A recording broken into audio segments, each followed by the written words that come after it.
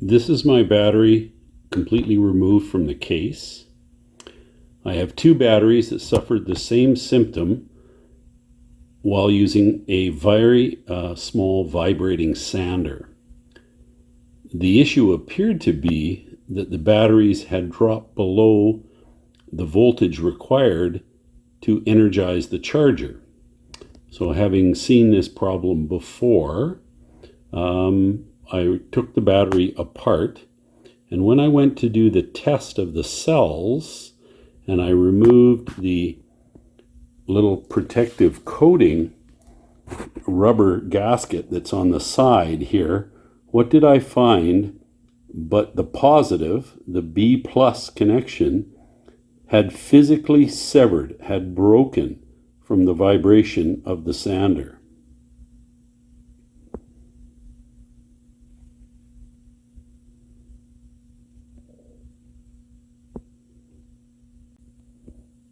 When I went and examined the other battery that had suffered the same symptom, lo and behold, I found exactly the same problem.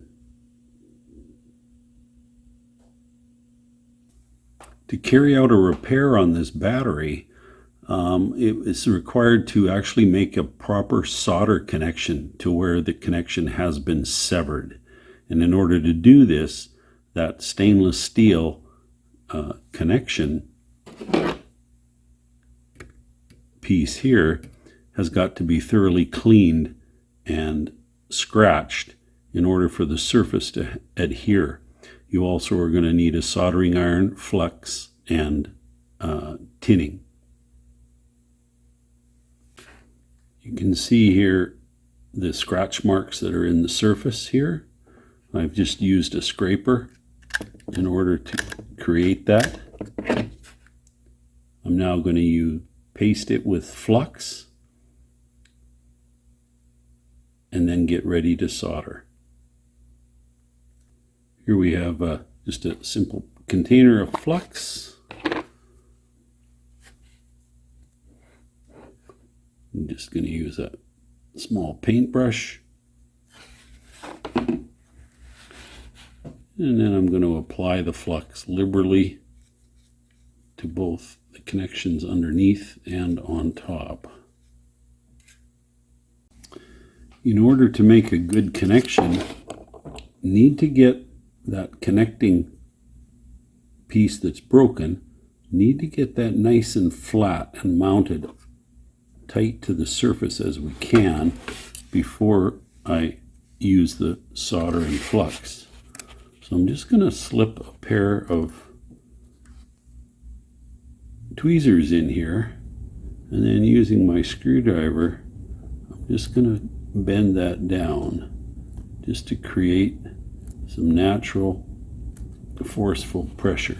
Now when I remove my tweezers, the two pieces of metal are holding themselves together.